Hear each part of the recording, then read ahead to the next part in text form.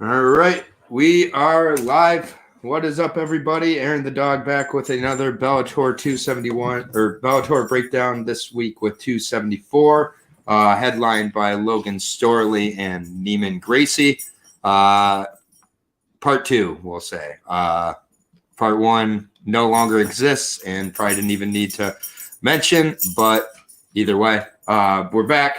Going to break down these fights. It is going to be a little more, shall we say, a brisk of a breakdown here.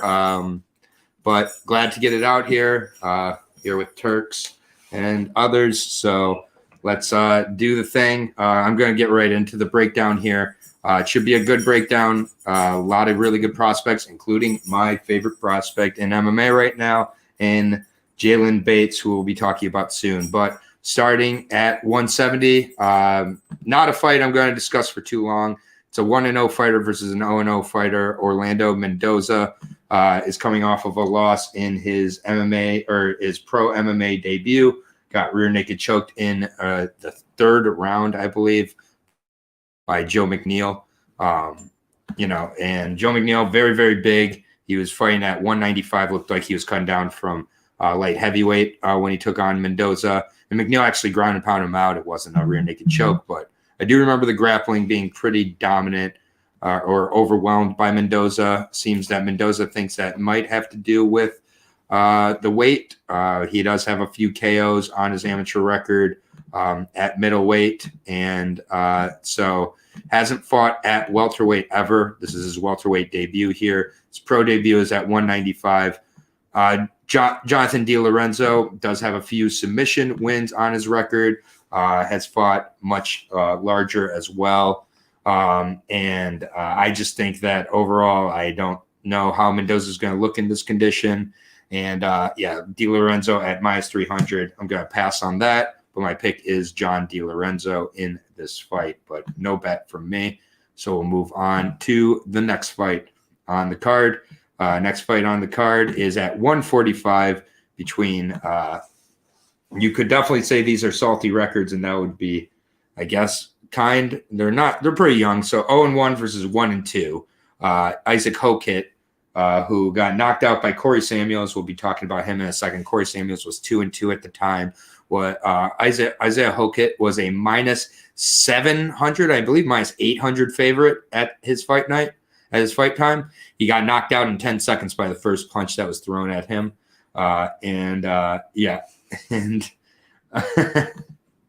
Hey, Visceral, someone's got to do it. I'm just saying, like, I think that I think Pickett gets tougher as the fights go on. So watch out, plus 220 now and rising.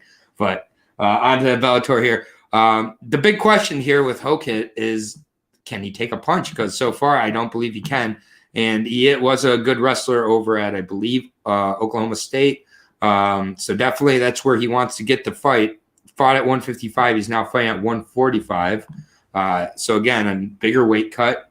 Don't know if that helps the chin. Theodore does have a knockout. He's 6 foot tall, very tall, lengthy featherweight here. 22 years old still, fighting out of Longo and Weidman, also known as Law MMA.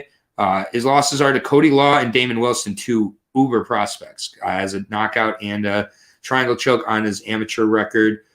So, with this one, I am just, going to take a shot at the dog here. Isaiah Hoka is a minus 315 favorite. I don't believe he deserves to be a favorite at all. Theodore Makuka is plus 245. He has been knocked out twice, but, I just think that he can knock out Hoka, who really showed me very little chin. So take a shot early on a 1-2 dog maybe, but probably just going to be a dog or pass. But my pick is Theodore Makuka, and I got him by knockout here. So, gonna move on to the next fight of the night. Just with these fights where there's a little less to say, I'm going to be a little more brisk on this breakdown. But, for the most part, the rest of the fights, I think there's a little more to talk about. Next fight is at 155. Corey Samuels, who I just referred to a minute ago. Corey Samuels is taking on Justin Montalvo. Justin Montalvo, one of the many prospects on this on this card here, 4-0 now against the now 3-2 Lightning Wolf, Corey Samuels. Montalvo has looked really good. His hands have looked good. Another Longo Weidman representative. So I'll be interested to see if they mix up the order or if they keep those two together. But 4-0 has wicked hands. His hands are quick. They're crisp. 6 foot tall, 73.5-inch reach. Uses it really well. 25 years old, as I said. Took Jacob Bone to a decision his last fight. Jacob Bone had 17 fights on his record. I think, push Justine a little bit more than he was expecting, but I think he showed really good poise in that fight. And before that, he had faced 0-0, 0-0, and 3-2 opponents. He did knock them each out. As an amateur, good amateur career, he did lose to Justin Elliott Walker twice, who was 1-3 and 2-5. It just seemed to have Montalvo's number. Just is what it is. Hopefully Justin Elliott Walker doesn't get signed to Bellator for Justin's sake, but rear naked choke on there as well. Corey Samuels, came into that last fight a gigantic underdog.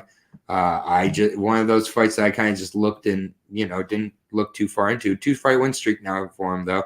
Had a triangle choke prior to that over an 0-1 opponent. However, he did get knocked out by Dean Barry. We've seen how good Dean Barry is. And then he got a guillotine choke as well. Won his first fight by a disqualification. He's just had a very odd career as an amateur. He started out losing his first 10 fights as an amateur. He went 1-10 as an amateur. Like, just a bizarre kind of combat resume here. I'll take Justin Montalvo. I just think that Corey Samuels, he can surprise you for sure, like he did, but I just think that Montalvo is going to be pretty comfortable here. I think it's mostly going to be on the feet. And that is the worst amateur record. Yeah, it's the worst amateur record I've seen ever, I think. So very bizarre. But got a special guest joining us along the way here. If you don't know who it is, I'll give you a hint. Hair. Oh my goodness, dude. Dave Van Auken. You called me special, man. Yeah. I mean, I what can I say? I've had a hard morning, and so I'm feeling vulnerable. And to my rescue is Dave himself. Dave, how you doing? Doing good, man. How are you? How are you doing, dude? Good. Had a little bit of a technical difficulty at first, but yeah, it all happens. Honestly, just gone through the first 3 fights here. Did you get to the Cody Herbert fight? To which one? Cody Herbert? No. So I'm on the I just finished a Hoka fight, and I'm on the Corey Samuels, Justin Montalvo fight. Okay. Basically, just did you know that Corey Samuels was 1-10 as an amateur? No. Yeah. So we're just going over. So he's 1-10 as an amateur. Started his pro career with a disqualification win, and then he got guillotine choked, and then he got knocked out by Dean Barry when Dean Barry was 1-1, and now he's got the triangle choke win and a knockout of Isaiah Hoka in 10 seconds when Isaiah Hoka was a -850 favorite. That's crazy. Who goes 1-10 and then turns pro? It's like, I have to throw out 10 times. The 11th time is me not trying to ask her to marry me. Like, that's right. Yeah, it's like that NCAA commercial. Like, all these athletes are going to go pro, most of them in something other than sports. Yeah. But I mean, he's 3-2. He's got a winning record. He beat Isaiah Hoka, who I just talked about in the last fight, but I don't know how good. And Isaiah Hoka, by the way, is still a -300 favorite in his fight, and he's facing a striker. So I'm taking a shot, even though the striker's 1-2. It's Makuka, who faced Cody Law. We remember a few fights ago, but Cody Law, one of the better prospects in MMA. Something is coming for him too, real soon. Yeah, hopefully it's somebody with a plus record. And talking about that, maybe the next Cody Law fight, you might see Aaron the dog there live. Who knows? Who knows? Stay tuned. I will not be fighting, by the way, people. Just to be clear, I'm not making my pro debut yet. I still got 10 more losses to get to Corey Samuels. But yeah, I like Montalvo in this fight with Corey Samuels. Yeah. Montalvo's got really good hands. He reminds me a lot of I really think he's kind of a Bellator Shane Burgos kind of style guy, just really good movement, good hands, and not a bad guy to emulate. And at minus 375 against Corey Samuels, I'm kind of shocked. Again, he got a 10-second knockout of Isaiah Hokit in his MMA debut. And it's like, okay, he could do that. Montalvo has much better hands than Hokit. And it's just like, we don't really know how good Corey Samuels is, and he won in 10 seconds. So are you playing it live or are you parlaying it? I mean, I like with Montalvo, I can parlay that minus 375. Yeah. Okay. You know, I mean, because the first two fights of the night, I'm not betting at all. I don't like a 1-0 Di Lorenzo at minus 300. And then I don't like Hokit as a favorite at all after his debut. Right. So those are the top three. We are on to, I think, a really, really good 185 fight here. Actually, Jordan Newman, another one of the prospects on this card. There's quite a few prospects on this card. Newman taking on Cody Herbert, fellow undefeated fighter. So we got 3-0 versus 2-0. With Newman, definitely has a really, really good amateur wrestling background. But Cody Herbert is no joke either, man. I really liked what I actually saw out of him. You see the background picture? Yeah, and that looks like island fights to me. That is, dude. I know a lot of Cody. So tell me a little bit about him. Okay, I've talked to him. Maybe I've done some shots with him. I don't know. For one, he's got huge pop in the hands. So I just looked it up. I'm walking in here. I wanted to see where the line was. He's over a plus 400 dog. And I'm telling you, he has huge pop in the hand. So anytime you get that, it's like I love the dog play in this for sure. It's just he can end the fight at any time. Third round, down 2 rounds to none to a wrestler, can get the job done. How's his wrestling? Wrestling is not great, but grappling is solid. So yeah, he's gonna be on his back a lot. Phil Rowe told me he's gonna be on his back in the first round of Jason Witt, but sooner or later he's probably the better, I would guess, jits guy than Newman. So he's probably gonna be controlled. The thing that I don't know, this is the mystery, and this he's a minus 900 favorite for a reason. If Newman's good at ground and pound and really heavy in control, it could be a long 15 minutes for Cody. And that's the thing is that he is that's exactly where Jordan Newman is good. I mean, look at the Tapology picture; you can see the specimen, obviously. That's all good and fine. No, of course, but 3-0 so far, and you see a hammer fist finish, you see an elbow from crucifix finish. It's ground and pound is what he kind of does. And Bronco Busick, while he was only 2-1, was a fairly large guy. Usually had fought at heavyweight before. So, I mean, kind of handled him really well. He was supposed to fight back in November against Shane O'Shea. So he's been off for quite a while. He's been off actually since April of last year. So nearly a full year. I don't think that's necessarily a bad thing. What you've told me though, minus 650, definitely going to stay away from that. But I'm still going with Newman. I think he does get a ground and pound finish. I'm with you. Like I said, hey, when you do a Tito shot with someone, you really do gain that bond. You know what I mean? I get it. That's what it is. And I'm totally biased, and that's fine. But yeah, I'm with you. If if you're telling me who to pick, if I'm talking to the people, Newman should win this fight. But I'm just throwing it out here. Cody's got monster pop for 1, and 2. He's a tough kid. This is a good fight. It's actually it's one of those things. The line is probably too high. It should be minus 350, 330. That's where it should be. And Herbert can win you a lot of money. He could do the big tuna 6 months ago. Yeah, that's a great point. And Herbert's got some good, definitely more rhythm with regards to his career. He's been more active. Yep. He's done some bare knuckle MMA along with the MMA. So, I mean, I'm still trying to figure out how to exactly translate game bred MMA into regular MMA because it's still a new thing and it's kind of confusing here. But I think it's definitely more relevant than seeing a pro boxing or a bare knuckle fight, for example. Right. But I'm not quite sure how much it helps with MMA yet. It's hard. I agree with that. And to put a bow on that, I've been live to all the game bred events. There's MMA all around, but it is way different. It doesn't coexist really.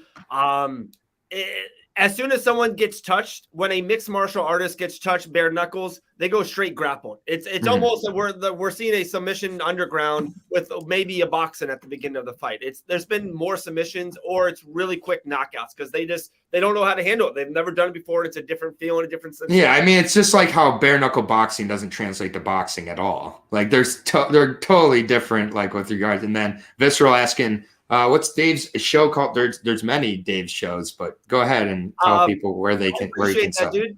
The main show is called The Dave Van Auken Show on all podcast platforms. Most of the videos we put on the Fight Bananas YouTube channel. But what Aaron was kind of, making to, I do a podcast with Taylor Starlin, Bare Knuckle FC Superstar. That's called the Banana and Bee Podcast.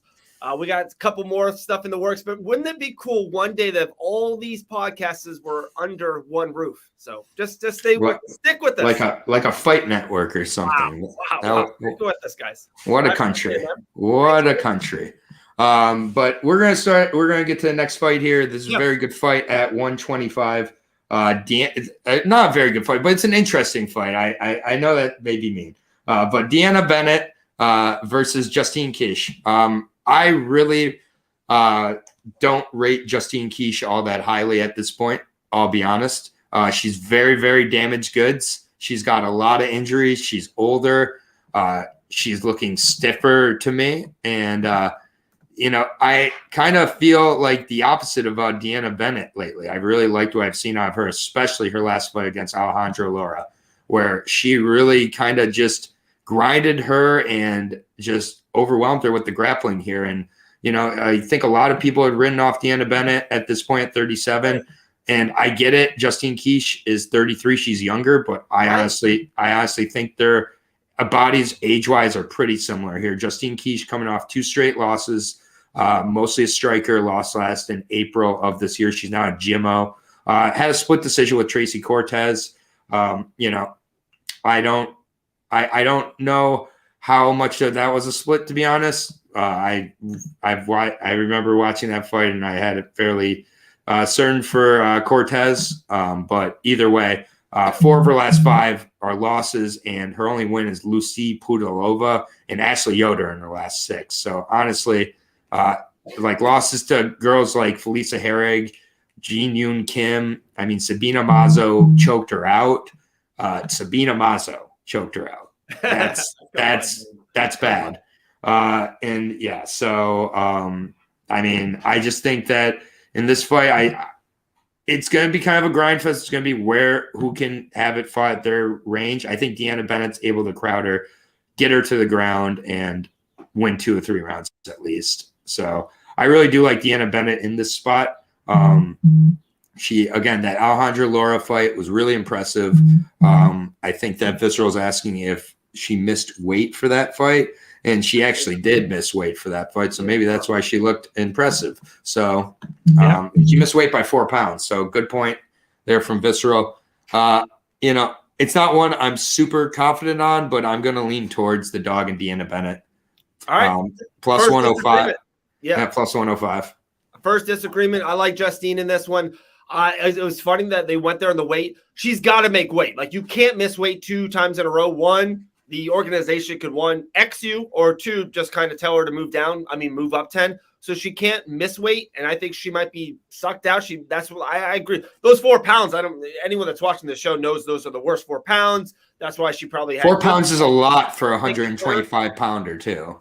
Yeah, I like Justine, and yeah, dude, you said that about the age or kind of off the bat, and I was like, when you said that, you thought she was over the hill, and I was like, dude, I think she's kind of prime age at 33. And you might be right. You know what I mean? I get the in-ring and personal stuff and all that, but 33 to a 37-year-old who missed weight, who her record's not great. And I really, a 33-year-old with 3 knee surgeries. No, I'm not. Neither one of these girls will go on a 3-fight win streak. I'm not saying that, but if this one fight Justine as a little bit of a favorite, I like that. I really starting to like these 130s, 115 favorites now more and more. It's wild. What do you mean? What do you mean you're starting to? You've been on this minus 115, minus 130 train. I've been hearing about this for a year now, Dave. Don't lie to me. Just now getting out. You've loved the minus 130 since they've existed, my friend. man. You always are like, I love those just barely favorites. I love it. I get it. Right. Justine wins unanimous decision. All right, Deanna wins unanimous decision. So first disagreement, I think it's a reasonable one to have one in. It's plus 105, minus 125 for a reason. Next is at 155. I call this guy Bobby King one of the hardest men in MMA to find tape on. And the reason it is, every time you look up Bobby King MMA, Bobby King Green comes up. You have to go through a lot of results before you finally find Bobby King Green, Bobby King fights. But basically, he's known as the guy who eked by Nick Newell. That's like basically what I've surmised at Bobby King at this point. He ended up, I believe, having a split over him in that fight. But 10-4 overall. He's 38 years old. Definitely kind of a late bloomer here. In very good condition though. Definitely shows up in shape. He's a scrapper too, 10-4. He took on Alexander Shebley in his second fight in Bellator. That's rough going from Nick Newell off. I believe Nick Newell had been off for several years as well. And then went up to like a 20-3 Alexander Shebley, who Alexander Shebley is, these Russian Bellator fighters are maybe better than the Russian UFC fighters. That's probably the worst thing about Bellator. Like, everyone kind of craps on Bellator, and everyone always says the UFC guys are 3-fight losing streaks away of going to Bellator. There's so much good talent. God, their matchmaking's horrible. It's horrific. Yeah. Here's a right. Like, Alexander Shebley shouldn't have been fighting a guy like Bobby King at all. No. But they wanted to get Shebley another win, and but Bobby King, he's got the win over Steven Seiler, 4th round armbar over with Fierce. Like, he's just like not fought a crazy level of competition. He's fought in LFA a few times, but other than that, been with Fierce FC, 1-1 in Bellator. And Avi Gonzalez, this guy is he's another one of those like kind of uber prospects. Like he just, and as a result, you're getting kind of a steep price often, but I'm quite surprised that the price is only minus 300 on Avi. Yeah. Avi's here. I think it's a great part. I think it's a tremendous parlay piece. I was expecting a 600 or more. This guy's 21 years old. He's been in Bellator since I think he was 18. He's been in Bellator his whole career, and 6 fights, 6 finishes, all by submission. Yes, it's not been a crazy high level of competition, but Sean Felton, a 5-2 opponent, heel hooked him in a minute. Like, these guys are just, so overwhelmed. He beat a 22 fight veteran in under a minute. Anaconda choke, 2 different Imanari heel hooks, a Kimura rear naked choke armbar, a variety of finishes here. This guy is extremely good. And I think he goes in there and puts Bobby King away quickly. I think it's another first-round submission for Gonzalez. You said everything there perfect. Yeah, I'm totally in agreement. This was one of my best locks on the whole card. And then I can't believe it's only minus 300. Yeah, minus 300. It's like a gift. It's like Bellator never does this. It's always Stephen Mowry minus 1,800. I can't bet on my guys. And it's minus 300. I'm all with it.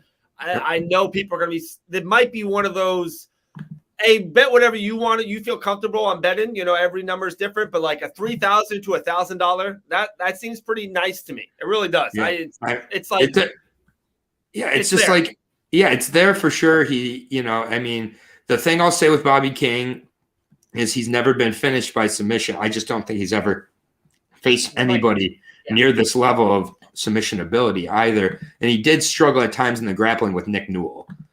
Which I think that's why we're getting the price, because when you look at it, it's like, oh wow, this guy can go. This guy is better than what people think. I think they're giving you value, too much value on Bobby King, and they're forgetting that there's a complete monster on the other side who's a submission expert.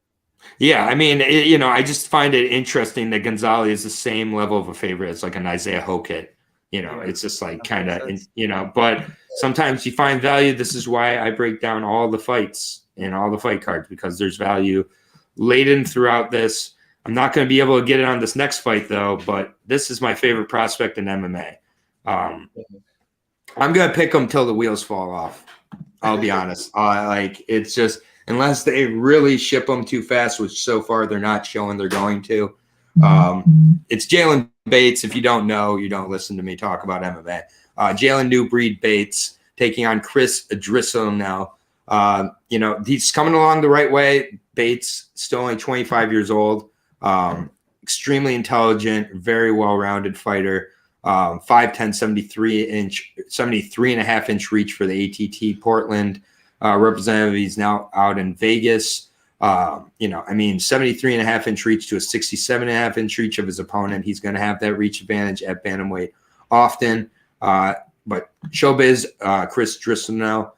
He's fought some Drisson, not Drisson. I was adding an R. Sorry. But fought some okay level of opponents. Will Smith, we recognize from CES and other organizations. Will Smith's had some good wins. Mike Kimball was a hyped up prospect when he beat him back in the day. Mike Kimball kind of is busted since then, but either way, those are some good wins. So he's definitely gone up against that Uber prospect before. He was able to put away. Been able to put away his two best opponents in the first round. So he definitely got danger. I just think Jaylon Bates is so much smarter and more well-rounded and better than him. And the odds are going to show that. It's tough to bet on Jaylon Bates. Most fights he's got a 4-digit, minus 1,000 or more.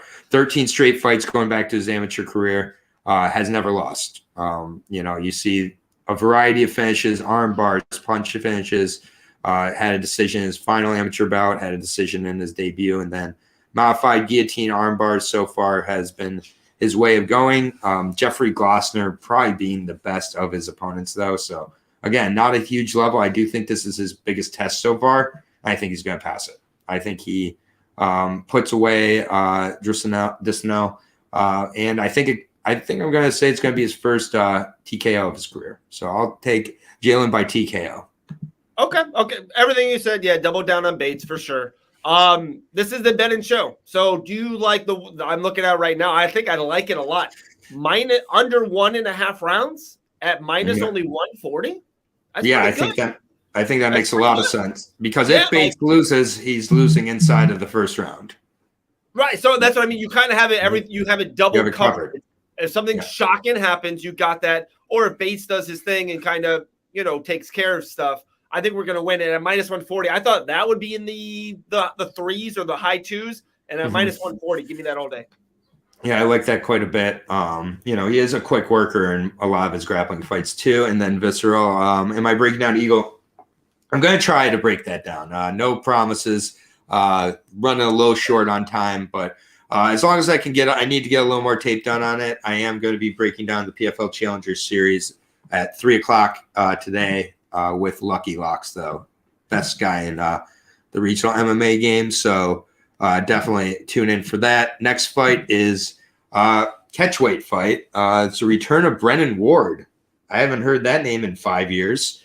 And I remember at a time Brennan Ward was a real talent in Bellator. He was really up and coming, and then he ran into a knee from hell. From Daly, and I think that's why. I know he took another fight after the Daly fight, but right. I think that Daly damage is what definitely resulted in the 5-year layoff. Like that was a brutal knockout in that fight. But he's coming back to a warm welcome. He's coming back to a 10-10 opponent at 175, who's 37 years old and 5'8", in Brandon the Juggernaut Bell. They must want to reignite Brendan Ward because, this guy's on a 3-fight losing streak. Hasn't lost to anybody I've particularly heard of. He's been neck cranked and Darce choked in his last 2. He's knocked out before that. Also, just most of his losses he's put away, especially lately. Did you see Brandon Ward? He had 5 cancellations in a row. Yeah, I don't know what's going on with him. Chris Leben, Johnny Hendricks, all kinds of stuff.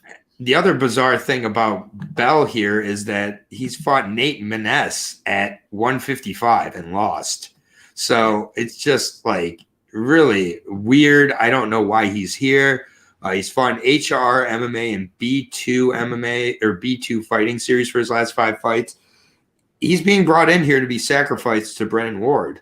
Right. Like, period. I mean, like this is just really, really weird. Ton of canceled bouts, including with bare knuckle fighting. Some of them because of him, some of them not. He tried to fight, like Brennan Ward tried to fight Chris Lieben in 2019. Like Andre Fiallo, Dave Rickles, like he's all over the place. Brennan Ward. Definitely staying away. I don't like anything here. Minus 450. So we're gonna move on here. There's just nothing to. There's nothing to discuss there. That is not a great showing from Bellator there. I don't know what they're doing. But final prelim fight, and if that's the second to last prelim fight, I'm even more confused. The featured prelim, though, what a fight! Maybe my fight of the night, man. I love this fight. Love this fight. This is old school grappler versus striker. But I think both guys can kind of do the other skill a little bit, but they both are going to need to do their skill to win, period. Nick Brown is just one of these guys, man. He is an energizer bunny. He's relentless. He keeps going. I mean, they must have saw John Salter in Bellator, and they're like, we like this. Let's get a welterweight John Salter, because that's what Nick Brown is. He's got really good submission skills. He looks like he's 50, but he's only 31. So you always like to see that. His nickname is NyQuil. It's a great nickname, because it's kind of a play on he's a boring fighter, and he also puts his fighters to sleep. So I'm all about that. Got a heel hook over Bobby Lee. It's like you look at his last 4 out, though. It's really high level guys he's beating. Right. Trey Ogden got signed to the UFC, put him away in 2.5 minutes. Legit grappler. Ben Eagley, legit grappler. Really interesting grappler decision. Arthur Estruzoulis just won over in LFA. We saw how good he was, handled him for a decision, and then Bobby Lee didn't give him a chance, heel hooked him. I mean, it's just like you go back and, it's like just really, really solid career here. Beat Sidney Outlaw early on in his career. Cameron Van Camp was signed with great win against Outlaw. Yeah, exactly. I mean, and knocked him out.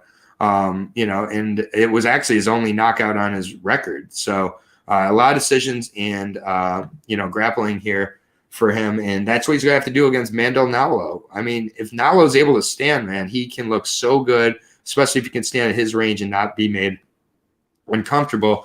Kilius Mota was able to him uncomfortable with the leg kicks. That's not going to be Nick Brown's game plan here. And then the Ricardo Sexia fight that happened. That was when Ricardo, as a grappler, tried to stand with Nalo, and he just got pieced up. Like Nick Brown, I think, has a much higher IQ than that. I think he's going to have much better entries here. I think Nick Brown smothers him and either puts him away by submission or just takes the decision. But I like Nick Brown in this spot. No, I'm kind of with you. I think I'm leaning that way. And it was I'm just going to give you inside stories or back of the scenes stories. Of course, like this masterful. It's so funny that you look at Nick Brown and he looks like like your grandpa. You know what I mean? Mm-hmm. Like an old. My favorite kind of fighters. My favorite kind of fighters. Unassuming. Yeah, like doesn't have a look. I know so many guys that absolutely love Nick Brown, and these are like the younger, cool, hip. Like these are really good guys. I know a lot of Orlando guys that have rolled with Nick and be like, dude, he's a top level MMA guy. So it means a lot that he can kind of connect and he kind of knows where he's at in his career and himself. It's just like little stuff like that goes a long way. He knows where he's at in his career. He's 31. He's in the middle of his prime, Dave. This is what we see. We see a 38-year-old. What we're seeing is we're like, oh, he got signed late. He's got a less exciting style, so it took him longer. That's not what's happening here. He's 31. He is he's at the top level at the right time in his career. He hasn't had these crazy injuries. He doesn't cut a ton of weight. Like his last 4 out have been very high level here. Yeah, I mean, he's probably got 5 to 7 more of this high level fights before maybe he starts to be 95% or 90% of himself. So yeah, I like the mojo. I'm rolling with him. Interesting. I think Nick Brown's got another 5 to 7 years of being able to fight this way. It's a style that doesn't really rely as much. I mean, it depends on injuries and everything, but I mean, he's not picking up and doing lateral drops here. He's he's chaining together takedowns, like, and I mean, he's not rushing submissions. I don't know. I have a lot of hope for Nick Brown here, and I love that he's an underdog. Plus 140, minus 170 on Nalo. I'm on the dog here. And Nick Brown, I am also Mr. LFA. So that will happen at times where, the LFA champions come over, and I'm going to support him. But, Nalo, he really, when he looks good, he looks great. When he looks bad, he looks lost, though. I mean, there was the no contest with Saeed Awad also, where the low blow, I mean, I don't know how that fight was kind of going odd too. So, and, so I think Nalo looks really good when he's able to fight at his style, at his range. But when he's not, I'm not sure how he'll look. I'm not sure how good his get-up game and takedowns are.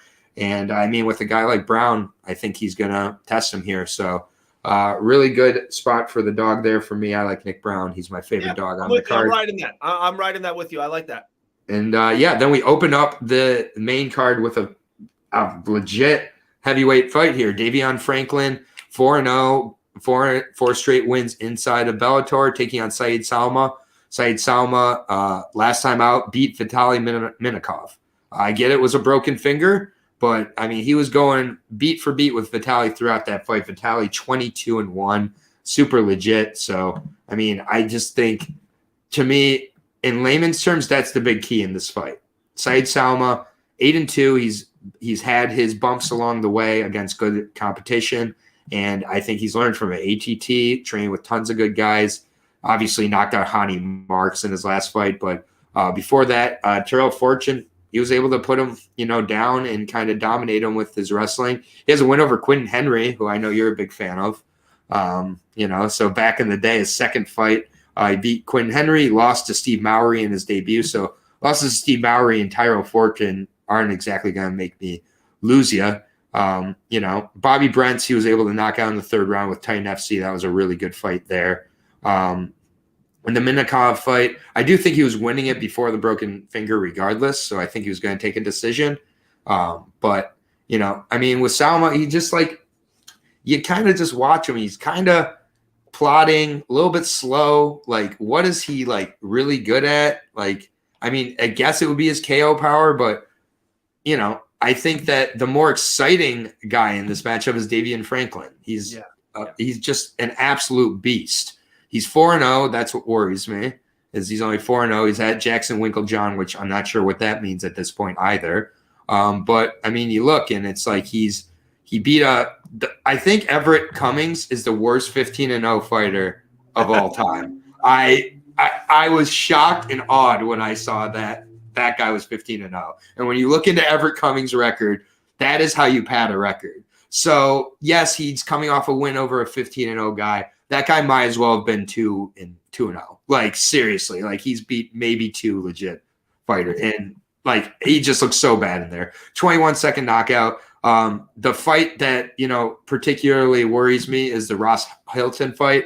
Went back and watched that fight. Ross Hilton, guy who, he's been around. He's the balding dreadlocks guy. You've definitely seen him fight other heavyweights before. And I mean, Davion Franklin started to really wear and gas in that fight. And Saeed Salma does kind of keep going. One thing is, he's got a lot of toughness and everything like that.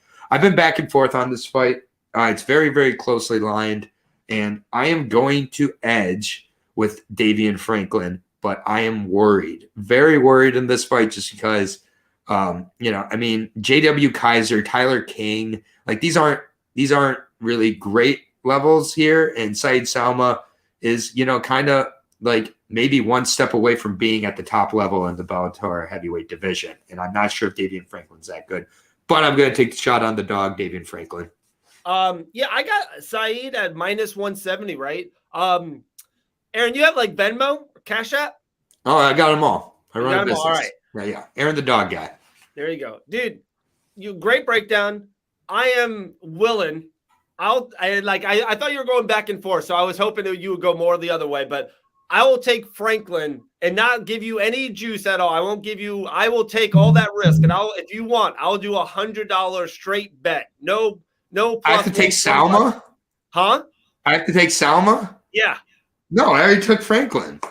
No deal. Dude, I love Franklin in this spot, man. Like, tell me he's the perfect Bellator. Like, a lot of the things you said, like I agree. A little young, the wing, all that. But dude, I looked up more in the last 2 minutes when you were talking with Saeed's kind of lineup. I don't know. There's a couple guys in there that I know, and every time he fights someone that could beat him, beats him. Like I don't know. Except Minikov. But okay.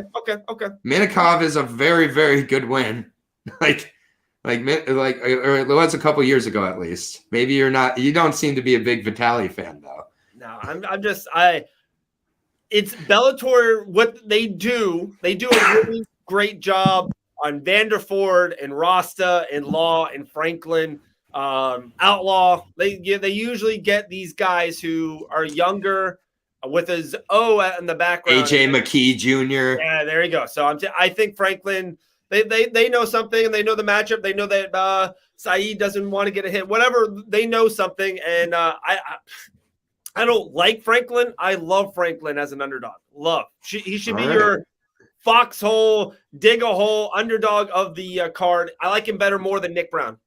Okay, well, it looks like I might have a little double back to back of a Brown Franklin parlay for a little plus 500.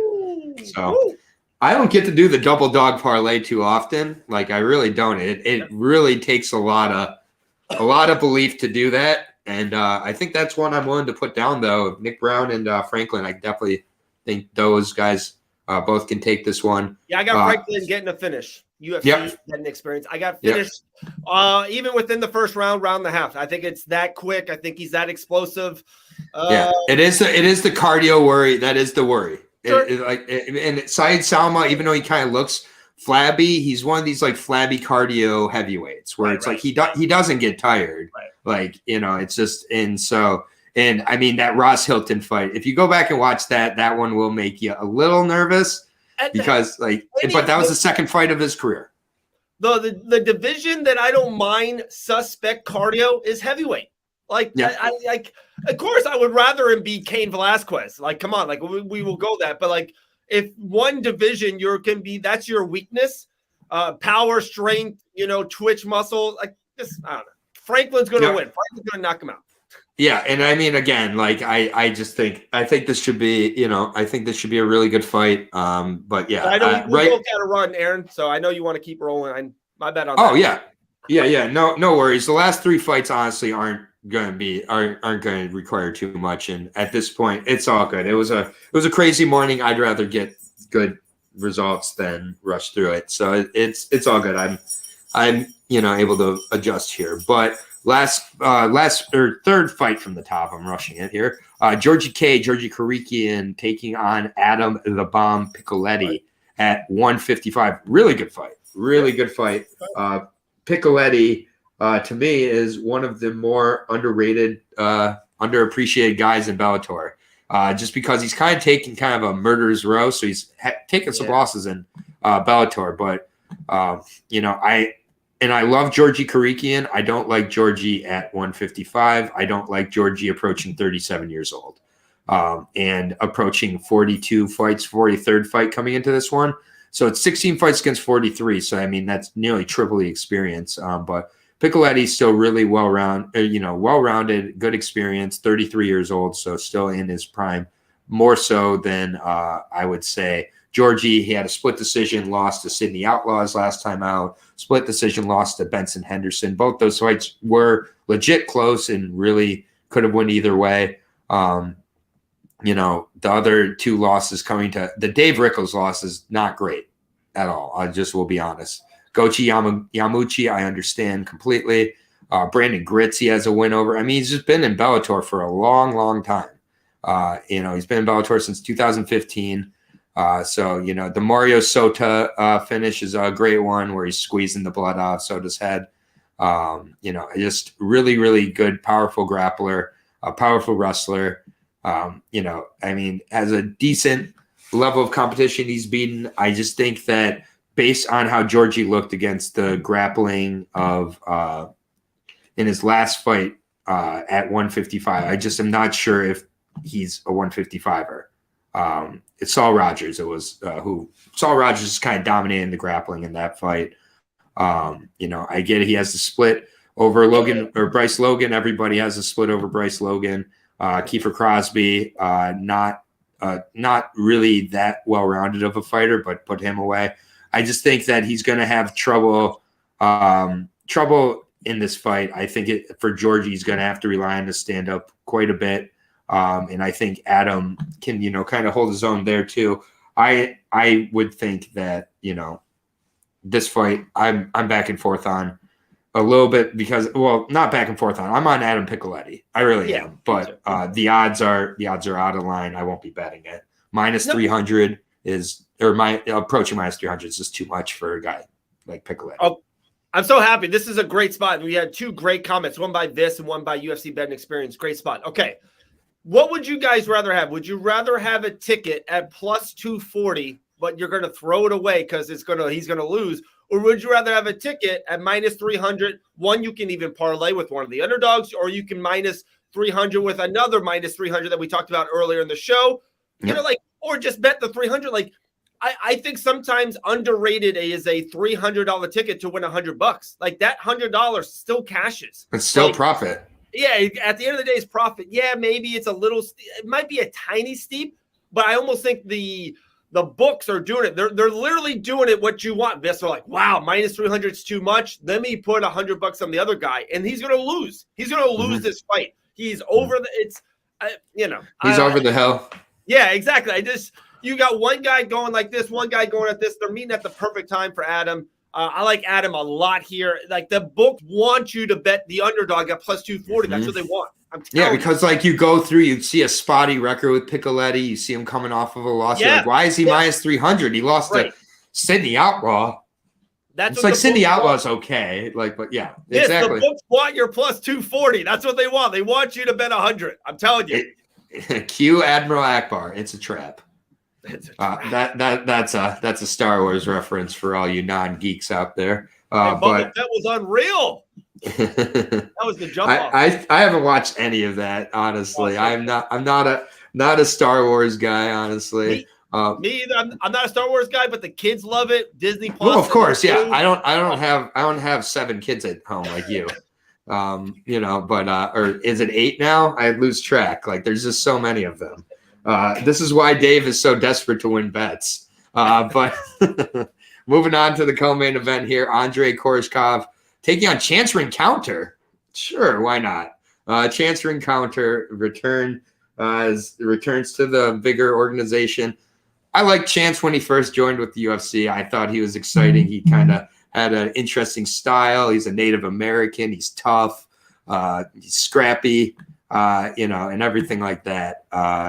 So I really do like Chance quite a bit here. 16-4, 35 years old, taking on the 24-4 Bellator, just regular Andre Korshkov Spartan. So Black Eagle here, Alliance MMA, 6'2", 74-inch reach. He's a lengthy, kind of tricky for welterweight. He looks like kind of frame-wise, he could easily be a middleweight, but still at welterweight here. Coming off 2 straight wins, they were to Cliff Wright, who was 12-15, and then Jake Lindsay, a little better, 15-10. With the UFC, his wins were over, guys who didn't belong in the UFC, Kyle Stewart and Ismail Nurdiev, who both got cut after losing to Chance Rencounter. Losses to a decision with Bilal Muhammad, which I think is really impressive. Then got ground and pounded by Lyman Good in the 3rd round. No real shame there, Lyman Good. Really, really powerful guy. But, Chance is tough, man. He comes forward. He keeps fights really close. The fight with James Nakashima way back in the day was a really good one. The Justin, Patterson fight was very close with Bellator. He's fought with Bellator before, and, everything like that. Solid wins over guys like Chris Harris. I think Chance is getting a little bit discounted in this fight. I think a lot of people are just assuming he's coming in to be sacrificed. But I think, with Korshkov, he, has gone a little bit more well-rounded, but he's still kind of just, looks to strike, looks to kind of be a hammer. And, he's got a rear naked choke loss to Douglas Lima. Like that is always concerning to me. And the one thing in this fight, I think a lot of people are just kind of looking at this and being like, Korshkov, let's move on. I'm not so sure. I really think that, Chance is an opportunist grappler. He snatches necks very quickly. And I mean, if this gets into the later, parts of the second, third round, and Korshkov is starting to get a little bit pressured, a little bit tired, if this is getting into Chance's range, I could see him taking the neck towards the end of this fight.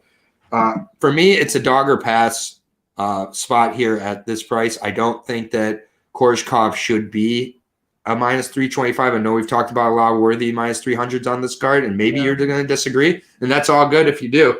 I'm gonna go with Korshkov but I think it's going to be tougher. I don't think he puts away Chance for encounter in this fight. I think it goes to a decision.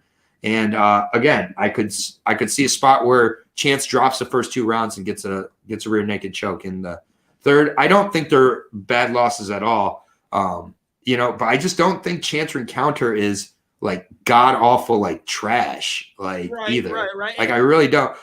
Going to a decision on short notice with Bilal Muhammad is really quite impressive. And he got put away by very powerful ground and pound in the third round from Lyman Good. And Lyman Good that's what Lyman Good's going to do. Yeah. So I don't know. Maybe I'm crazy here. Maybe I'm overrating Chance a little bit, but I think Chance makes it scrappy. I'm still taking Korshkov. I'm not betting it. So ditto. I had 5-6 bets going into this card before talking to you. I've added some things. I sprinkled some things that I like, just kind of getting your feedback on it as well. This fight was one of the fights I'm like, I'm not even picking. I'm leaning, not on Chance, but I'm just like, the lines, I don't like either one. And kind of my biggest pickle on this is how is this the co-main event? Korshkov, they just love Korshkov. Bellator loves Korshkov. Man. The Nick Brown fight would be an awesome, scrappy, co-main. And then honestly, I know people are going to get crazy on me, but a heavyweight, 4-0 Franklin really kind of start pushing him up the ladder. I think that should be the co-main. I don't like this fight's just Well, yeah, I think they wanted to have a good featured prelim, which is why Nalolo and Brown is there. They wanted to have because I think that helps, and their YouTube numbers are pretty good for their prelims. And then they wanted to have something to convince people to tune right over to Showtime, put the heavyweights to start out the night. It's a little harder, and I mean, they just love court. Aaron the dog matchmaking. Yeah, that's the next spot I'm coming. But Korshkov, man, my MMA league would be so much better than everybody else's. It'd actually be good matchups all the time. But yeah, I do like. I only want to say I like Korshkov. I have Korshkov as my official pick. I have him by decision. And there's a completely a realm where I see a third round submission finish for Rencounter. And so maybe I'm crazy here. I've always liked Chance. I'm not going to change yet. And then main event time. This might be one of my shorter breakdowns on the card, to be honest with you. I don't see much of a chance for Logan Storley in this fight. I think he's in deep trouble with Neiman Gracie. He's going to have to discover he's a striker and be able to outstrike Gracie, because grappling wise, Gracie is going to drown him. Gracie, I think, gets either a dominant decision where it's just like that Brazilian jiu-jitsu control over and over again. Or he ends up putting him away here. But either way, I really do like Neiman Gracie here. I just don't have much else to really say about it. If you have some thoughts on Logan Storley, go ahead. But I think this line is the biggest value of the night. And Neiman Gracie is in a whole lot of my parlays. I got Logan Storley winning this fight. Crazy. Explain. I got winning this fight. It's a feeling. It's a gut feeling. I think if Gracie don't you see?